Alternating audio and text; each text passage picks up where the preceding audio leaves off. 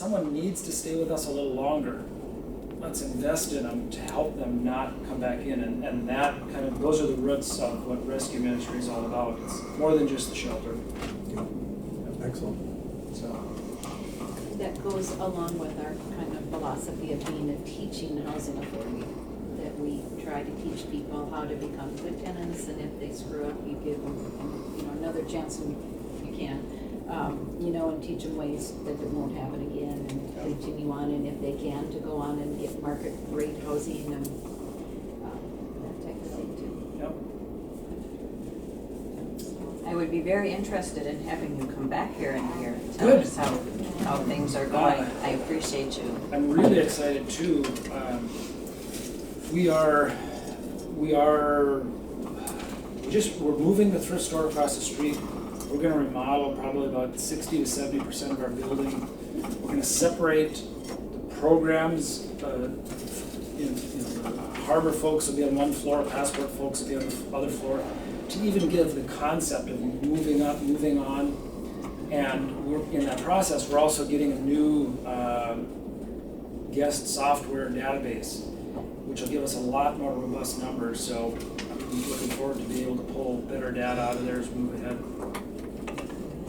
So, Thank you, Rob. Where are you located? Where's the located? 1902 3rd Avenue North. We are just to the west of the Great Plains Food Bank, right on 3rd Avenue. It's right adjacent to the new life center. You know where the new life center is? It's actually in the same building right now. The thrift store is going to be moving across the street to the east and to the south just a little bit, but it's still within stone's throw of our shelter building. I don't want to hold up your meeting. I also don't want to walk out here if there are other questions. I will say, if anyone wants to, and I should mention this, I've been leaving here. We do a thing called Meal at the Mission every month, and it is the third Thursday of the month. The next one is March 17th. It's a 1 hour, 11:45 to 12:45. I promise I'll get you out of there by 12:45. And it's basically just a quick overview of who we are and a tour of the building. So you are invited. It's open to the public. I would ask, I'll leave one of these here, that if anyone wants to come, there's an RSVP number on here. We want to try to keep the groups to 12 to 15 so they don't get too big. But I get to eat whatever we're eating in the dining hall, and I'll give you a tour. So I'll leave one of these here, but that contact information is on there. I'd like to have you come and talk to the Rotary Club sometimes, so give me a card. Yes, sir. I'd be happy to. Thank you so much for coming and Thanks talking for to having me, us. Jill, and I will see you guys in 2 days, right? Yes, Okay. Thursday morning. Okay, sounds good. Thank you, Rob. Thank you. I'll just leave this here. There's some stuff in here that, Awesome. Thank you. Real quick, before we go into our reports, are there any changes to the agenda? I would just like to add one item to the new business, and that is we need to set up a meeting of the commissioners for your review. Okay. Okay? And we have there was some training, came in late, some finance director would like to send it through some training in April, and I forgot what community. Castro. Castro. And to approve that. And then we've got an upcoming training for the PIC program, which is our HUD reporting program. And we'd like to send up to 8 people to that, and that's in April in St. Cloud. Where's that at? St. Cloud. So I think we can drive down in the morning, and it's a day-long training. We can take a couple cars down in the morning and come back in the evening. Okay, we'll add that then to the bottom of the new business. Okay, let's go on to our reports. Do you want to go ahead and start, Steve? I really don't have a whole lot. We're kind of still in the status. A lot of what I've been working on is unrolled in business. So we're still doing, remodeling on scatter station at the high rise and various projects as they come up. So there's always something happening. Never know. Okay. Jill, do you want to? Sure, my report is for January, February, the last meeting, and it's on the back of the draft. of the NARO conference. Had our regular in-house staff meetings, which we do every month, community meetings I talked about. I updated you on staffing, and I believe, did you get one of these also? Most of those positions are open, or I think I just saw a new one come through again now today. So, like the part-time eligibility specialist, and leasing specialist, that looks like it's 2 positions, that's actually 1 position. We've got contract employees in our janitorial, we've been trying that process. Yes, dear. Do you have another copy of that? I don't know if we have that. Yep, it should be on page, I think it's 66. Bridget, 66. 67. Oh, yeah, it's here. Oh, And I almost to the grabbed- very bottom. yeah. Mine's not on 67, here, go ahead then. 65. Fine. Okay. Anyone else need one? Thank you. So the leasing assistant eligibility person will be coming, is it, are you behind me, Sarah, I think about the 21st of this month? Yep, we filled the leasing and eligibility specialist. They're just pending background and drug test for both that and the maintenance position. And then we had a maintenance man left, and our scattered site went over to New Horizons. And then they have hired someone for the scattered site, so that person is starting later this month also. The 21st. The 21st also. Pending background. And then we did have one new in Ashley, who is our leadership designation, designee that we just started in leadership. Came from really working in the community as an advocate very highly, and she's very highly skilled in that. And one of the things with all of the new CARES protocol and whatnot is the housing navigators. There were 3 housing navigator positions open in the community. It's been a huge, huge thing, and Ashley, unfortunately for us, was selected as one of the housing navigators for the homeless programs. So she will be leaving us at the end of the month. We're grateful we got a month's notice. Yes. Yeah. Yeah. So that should be the only job open at this point, I think, but that'll be the end of the month. Just every month is different audits. We have rent reasonableness, CMAP, continuum of care will be on site. I attended the regional legislative agenda planning and conference retreat. We planned the legislative agenda. A couple good things that I found out is in Section 8, we have been talking about the admin fee study for about, 3 or 4 years, where they did a study how much time it takes and whatnot to actually run a Section 8 program. The results are out, and for the 2017 budget, they are to use the new admin fee study, and they call it losers and winners, a table. And on the table, Fargo is a winner, and we would go up 19%. So we have 5 staff persons, so that's almost like adding another staff person, so that would be amazing if that goes through. Some of the losers are fighting it. It's based on different criteria, how many of your portfolio are working families, what's your medical care index, just lots of factors. A really scientific study. So at this point, we hope that we will get out of that really tough pressure for having enough money to pay our Section 8 program adequately. HAP is okay, I think, for this year. We just got our funding letter.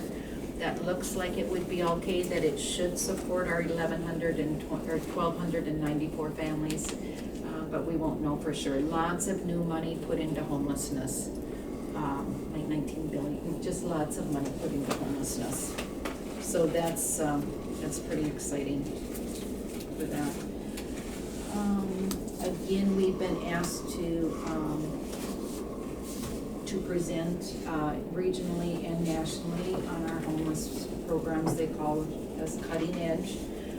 We would be presenting with Salt Lake, which is really focused nationally as being a very high performer in homelessness and being the first ones to end veteran homelessness. And so they've asked Fargo and Salt Lake to present. To end, really? In Fargo also, North Dakota will be announcing their homelessness, their veteran homelessness, and very soon. And it's for anyone that wants to have a unit can come in. That doesn't mean there won't be someone camping out of the river, but if they want a spot, there is, and there are open slots. I think they made that announcement at the state housing conference. Good, yeah, they had said they would do it. That's exciting, yeah. So any veteran that wants to be sheltered, it's available for that veteran. So essentially That's huge, zero isn't it? veteran homelessness in the state. That is huge. That's the goal. And our 100 units of Bosch just made an incredible impact on that. I mean, there's lots of, that would probably be the largest program, lots of other programs, but. Well, we're the biggest program in the Usually, state. yeah, Midwest, so. Yeah, so we feel very good about that. We talked about the pilot, the ICE Cadet program, we'll want to revisit that. We talked about taking 20% of a waiting list. The high-rise, we did that because we had some openings and I'm guessing we're going to approach that percentage of 20% after our next poll. We've got another 17 folks coming in on the 15th, I believe. And the high-rise runs out of people every few months. So whether we want to just make that a higher rate if we needed to do the VI spit out, we maybe want to relook at that. Whether we want to have that ceiling on it. We haven't done any polls for vouchers. We've pulled a few people for Graver. Sisters Path has a lot of changes coming up. I think, Lynn, are we gonna talk about that Sure, yep. later, or, so worked with lots of, I'm gonna be very, very involved in meeting the new needs of Sisters Path and the new criteria we're gonna have for that. We do have one housing discrimination complaint. That was for a man who claimed domestic violence preference. We did not accept him. His wife was in the hospital at the time he claimed domestic violence. So we'll see how that goes due to a fight. So She was in the hospital, but he claimed that he was the victim. Okay. And wanted to be a preference on a program. And he claimed age discrimination, and I can't remember, he was like 52, so I'm not sure where that was. So Jill, where are we at in the process of resolving that? The housing discrimination complaint. We had conciliation, and he asked us to pay him $18,000 and to give him a place, immediately a voucher, and he had one other criteria. I can't remember what it was, and he said no, that he didn't need, because we have to do third-party verifications. We talked to the police, the rape and abuse, and Freedom Resources all worked with him, and they said, no, he is not a victim of domestic violence. In any other action since that decision was The made? conciliation meeting was on, let's see, was it Friday of last week? It was last week. So she has to go back to him and say, no, that they don't accept that. However, we said if you have new information to show that you're a domestic violence victim, bring it in. We have other short wait lists that we can put you on, shorter wait lists, such as the high-rise. If you need housing, we can get you in. And he turned that down. That was our conciliation, this is what we would do. He had just applied for a voucher, but we said we could, put him on our wait list and get him on shorter ones, because vouchers take a bit. And being a domestic violence preference sends you to the top of the voucher wait list. So that was just goals. So was that picked up then? It'll continue on. They typically take 100 and, I'm trying to think if it's 100 days they need to solve it in, or 120. And usually about the 119th they call us. And I mean, they really do, about when they have 2 days left, so. So that's from this meeting last week, that they have that timeframe? No, that's, No, I think Within that's from the that time the household or whatever files it. okay. Yeah. Okay. Maybe keep us updated on that. I as you- certainly will, yeah, I certainly will, Yeah. but just went through the first conciliation and yeah, we had very strong documentation that he was not a domestic violence victim. And his issue was he thought his wife got into our program. And she actually was a domestic violence victim, but she wasn't in our program either.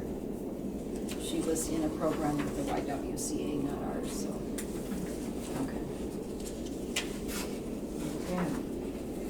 There's also one other training that we'll be having people go to, and I passed it out. It's at Jamestown. It's the fair housing and public housing training, free. As you may recall, Jamestown had a huge housing discrimination complaint. Investigation where they were actually on site for weeks and weeks and weeks. They had about 5 people from the regional office. It was a lot on English as a second language, families, that type of thing. And they have just offered to share what they have learned by sponsoring this statewide and multi-state free training event. So we'll have a lot of staff going over there and also staying. I don't know if we needed to approve that one because it might be staying overnight if they needed to go to 2 days. Some people will just drive out for the day for different sessions, but it's going to be some excellent training. They've got people coming from regional offices for this. From like Jim Whiteside is coming out from Denver. I would ask for approval, so it's on the record. So is there a registration? There is Thomas, but I don't